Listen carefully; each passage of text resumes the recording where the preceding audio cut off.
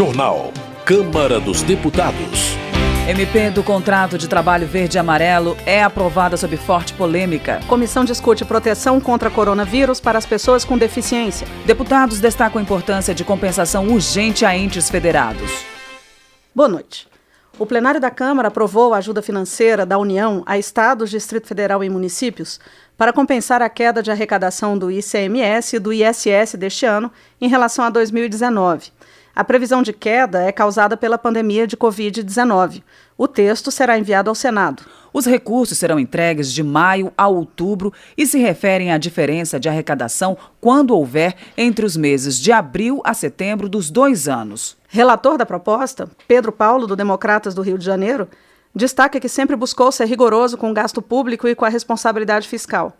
Para ele, no atual momento de calamidade, é fundamental dar uma garantia de previsibilidade financeira aos entes federados. Pedro Paulo explica que o seguro-arrecadação é essencial para garantir a manutenção de serviços públicos nos hospitais municipais e estaduais, que são a porta de entrada da saúde. Para Alessandro Molon, do PSB do Rio de Janeiro, é preciso dar à população a certeza de que terá atendimento médico. O deputado pontua que os hospitais de campanha não darão conta de atender todos os doentes e alerta que a responsabilidade cairá sobre os hospitais estaduais e municipais. Por isso, ele diz que o socorro aos estados e municípios deve chegar com muita urgência. Flávia Arruda, do PL do Distrito Federal, destaca a importância da aprovação do auxílio emergencial a estados e municípios, incluindo o DF. Segundo ela, a ajuda dará condições aos entes federados de suspenderem os pagamentos de dívidas e refinanciarem com a União os créditos referentes ao endividamento. Para Flávia Arruda, a aprovação da matéria vai possibilitar que os estados e municípios consigam investir na saúde e na assistência social durante a pandemia do coronavírus. No entendimento de Samuel Moreira, do PSDB de São Paulo, está mais do que claro que haverá queda de receita e aumento de despesas nos estados e municípios nesse período de enfrentamento ao coronavírus. Por isso, ele apoia a aprovação de instrumentos para que os entes federados possam reagir e repor essas perdas, inclusive depois que a crise sanitária passar. Ayrton Faleiro, do PT do Pará, pede urgência na liberação dos recursos emergenciais aos estados e municípios. Segundo ele, não é hora de criar entraves para a liberação de auxílio a governadores e prefeitos. Marcelo Ramos, do PL do Amazonas, informa que o impacto fiscal da proposta de apoio aos estados e municípios chega a 85 bilhões de reais. Para ele, seria irresponsabilidade se a Câmara não fizesse nada diante da iminente quebradeira de entes da federação com a forte queda de arrecadação. Luiz Miranda, do Democratas do Distrito Federal, elogia a aprovação pela Câmara da ajuda da União aos estados e municípios, que sofrerão com a queda de arrecadação de seus principais tributos.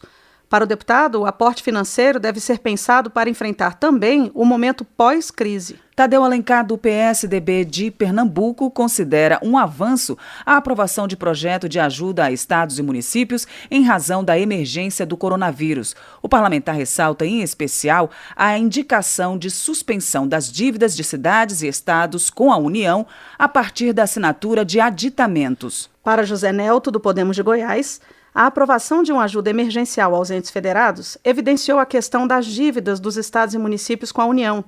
O parlamentar sugere a instalação de uma comissão para analisar de forma mais aprofundada mecanismos de renegociação dessas obrigações.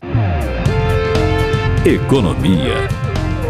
João Roma, do Republicanos da Bahia, ressalta a importância de os recursos da ajuda emergencial chegarem logo até os municípios onde o drama da crise é sentido primeiramente. Ele alerta para as dificuldades de manutenção dos serviços de limpeza e transporte público nas cidades durante a pandemia. Professora Rosa Neide, do PT de Mato Grosso, alerta sobre a necessidade de garantir os empregos.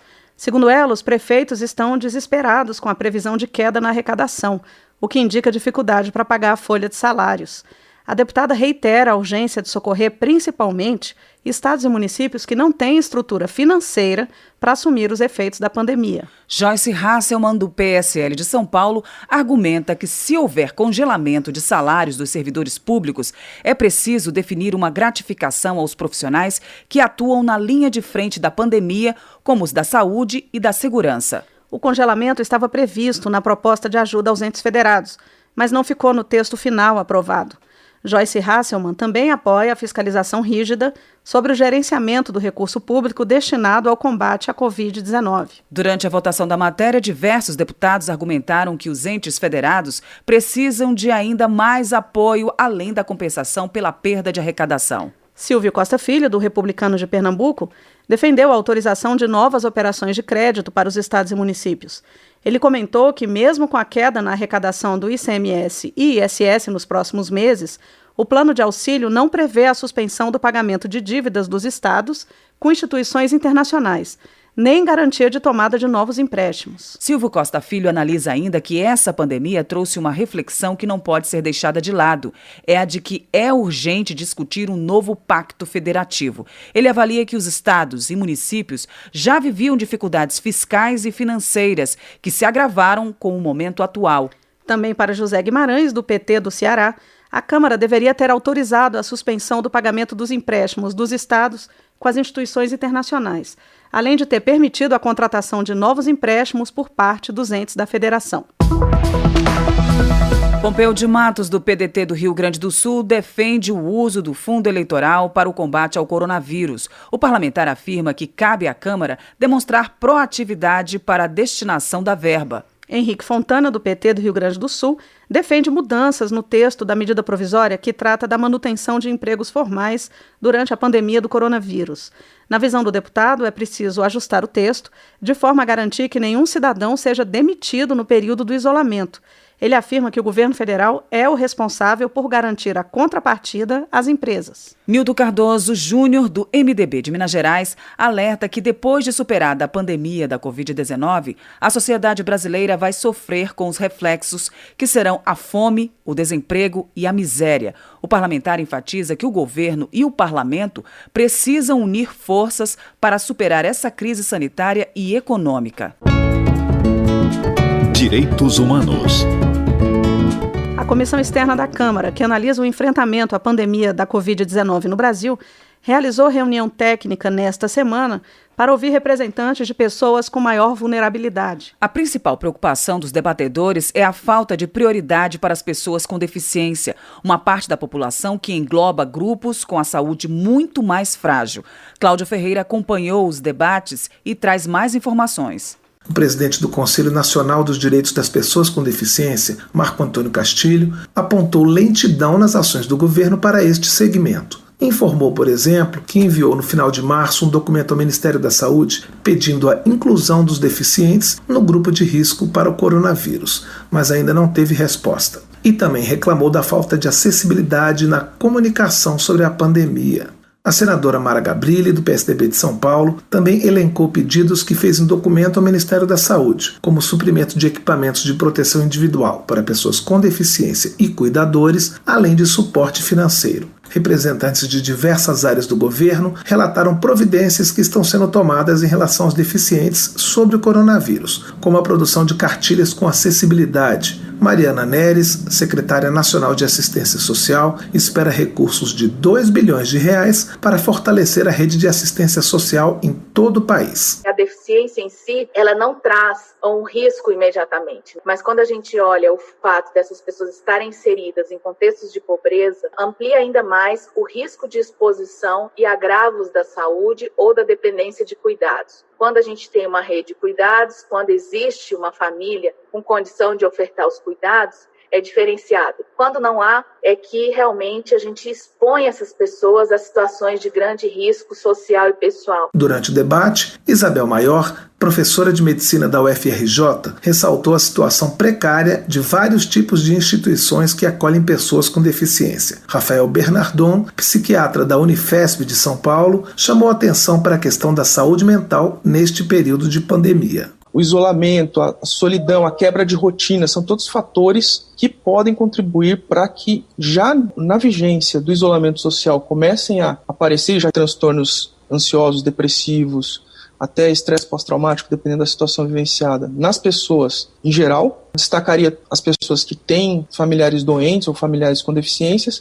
E nos profissionais de saúde, não podemos nos esquecer que os profissionais de saúde que estão na linha de frente, na ponta do atendimento, são uma população de risco, são uma população vulnerável para o aparecimento dessas questões. Alguns deputados questionaram a eficácia do isolamento social. Outros argumentaram que não há evidências científicas para que se abandonem as medidas de distanciamento. O coordenador da comissão externa, deputado Dr. Luiz Antônio Teixeira Júnior, do PP do Rio de Janeiro, enfatizou a gravidade da subnotificação de casos e da falta de testes para o coronavírus, outra reivindicação feita em relação às pessoas com deficiência. Muitos estão achando que o Brasil tem uma curva diferente do que está acontecendo no mundo, mas o que está acontecendo no Brasil é falta de notificação, por falta de testagem, seja ela biomolecular, seja de testagem rápida. A comissão pretende também fazer discussões sobre a falta de equipamentos de proteção individual e sobre as opções terapêuticas para o tratamento da Covid-19. Da Rádio Câmara de Brasília, Cláudio Ferreira. Coronavírus. Evite o contágio. O coronavírus provocou mudança de rotina das pessoas. Por isso, é importante conversar e explicar às crianças o que está acontecendo. A curiosidade é normal e as dúvidas podem gerar sentimentos como insegurança, medo e até raiva. Os adultos devem mostrar que todos precisam se proteger, especialmente os mais vulneráveis. Neste período, é importante brincar com as crianças. A prevenção é o melhor remédio. Uma campanha da Rádio Câmara. Hildo Rocha, do MDB do Maranhão, informa que os brasileiros de baixa renda já estão recebendo o auxílio de R$ 600 do governo federal. Mas, para ele, faltam ações efetivas dos governos estaduais.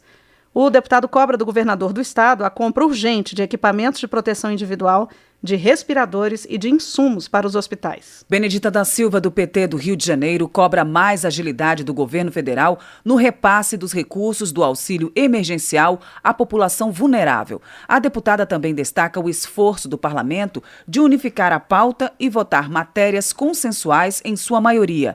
Para ela, esse entendimento tem levado a um mínimo de tranquilidade na sociedade e ao diálogo entre as instituições. Heitor Chu, do PSB do Rio Grande do Sul, está preocupado com a situação de vários agricultores familiares que se cadastraram na Caixa Econômica para receber o auxílio do governo no valor de R$ 600. Heitor Chu explica que os agricultores familiares são cadastrados como segurados especiais e poderão ter problemas em seus benefícios futuros caso façam esse cadastro na Caixa. Ele faz um apelo para que a Receita e a Caixa encontrem uma solução para que os agricultores não sejam prejudicados futuramente em suas aposentadorias. Joênia Wapichana, da Rede de Roraima, informa que os profissionais da saúde indígena aguardam orientação sobre medidas específicas e diferenciadas para os povos tradicionais. Ela espera que o Congresso reconheça a necessidade dessas medidas diferenciadas para evitar a disseminação da Covid-19 entre os índios. Saúde. Os deputados aprovaram um projeto que torna indeterminado o prazo das receitas de medicamentos comuns e de uso contínuo durante o estado de calamidade pública. Pelo texto, a suspensão do prazo de validade não vale para remédios de uso controlado. O projeto ainda precisa ser votado no Senado. Autor da matéria, Kim Kataguiri, do Democratas de São Paulo, considera que uma das principais vantagens de prorrogar a data de validade das receitas de remédios é a proteção das pessoas, que não vão precisar sair de casa apenas para pegar um novo pedido. Ele argumenta ainda que o isolamento é fundamental para diminuir a sobrecarga do SUS no enfrentamento à Covid-19. Fernanda Melchiona, do PSOL gaúcho, elogia a aprovação do projeto que torna indeterminada a validade das receitas de remédios de uso simples e continuado. Ela considera a iniciativa uma medida básica de proteção aos mais frágeis. Na avaliação de Fernanda Melchiona, o maior entrave na efetivação das ações sanitárias para o controle da Covid-19 é o próprio presidente Jair Bolsonaro. Ela considera que o presidente age de forma irresponsável ao descumprir as orientações da Organização Mundial da Saúde, saindo às ruas causando aglomerações. Vitor Hugo, do PSL de Goiás, elogia a postura do parlamento que, em sua avaliação, se propõe a dialogar com o governo sobre pontos divergentes em propostas que são analisadas no plenário. O parlamentar entende que o diálogo e a busca de acordos é a forma de entregar aos brasileiros uma legislação cada vez melhor, especialmente durante a crise provocada pelo coronavírus. Vitor Hugo destaca ainda que o governo federal tem tomado todas as medidas para preservar a vida e o emprego dos brasileiros. Votação. O plenário da Câmara aprovou nesta madrugada a medida provisória do contrato verde e amarelo que flexibiliza normas trabalhistas com o objetivo de contratar jovens e pessoas acima de 55 anos. A medida foi o primeiro tema sem acordo a ser analisado em votação virtual, processo estabelecido pela Câmara para evitar aglomeração durante a pandemia do novo coronavírus.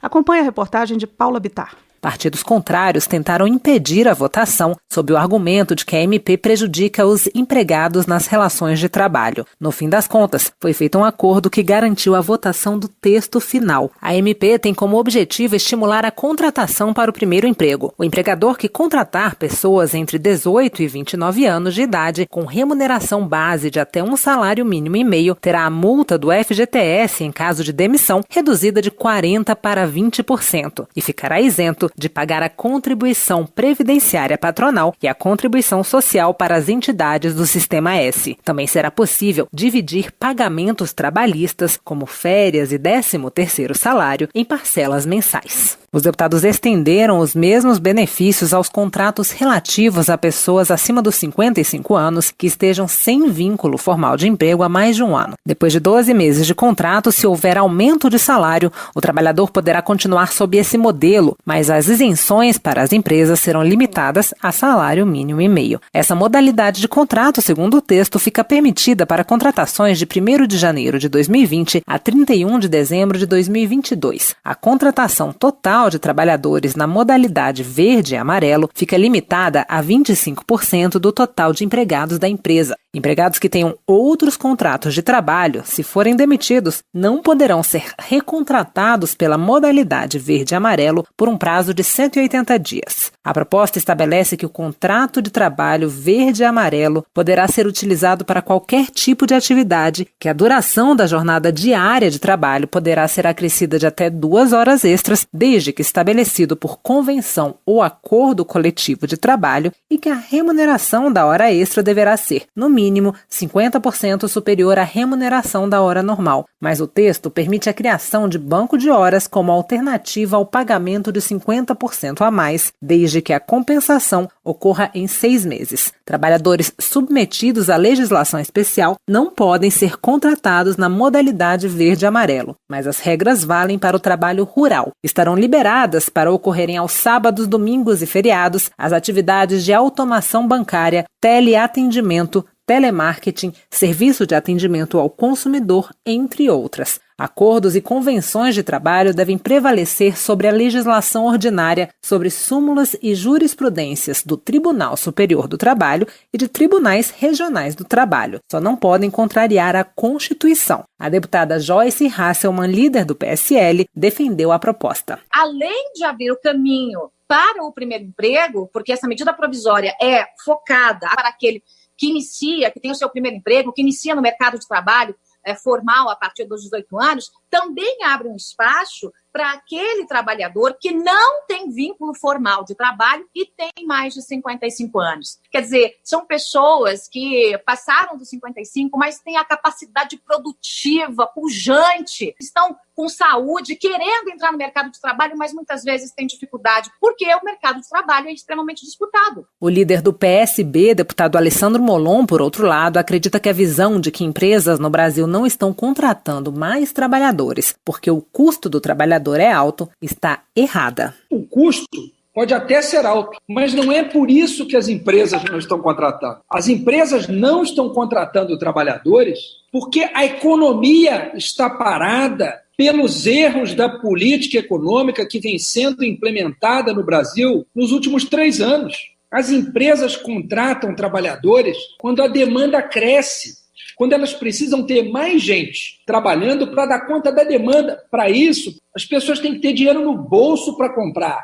A riqueza tem que ser distribuída, a economia tem que estar aquecida. Portanto, é um erro grave que essa casa está cometendo. A medida provisória do contrato verde-amarelo segue agora para a análise do Senado, onde deve ser votada até o próximo dia 20 de abril ou perde a validade. Da Rádio Câmara, de Brasília, Paula Bittar. Termina aqui o Jornal Câmara dos Deputados, com trabalhos técnicos de Milton Santos e locução de Maria Clarice Dias e Val Monteiro. Boa noite. A Voz do Brasil está de volta amanhã. Boa noite para você. Você ouviu A Voz do Brasil. Boa noite.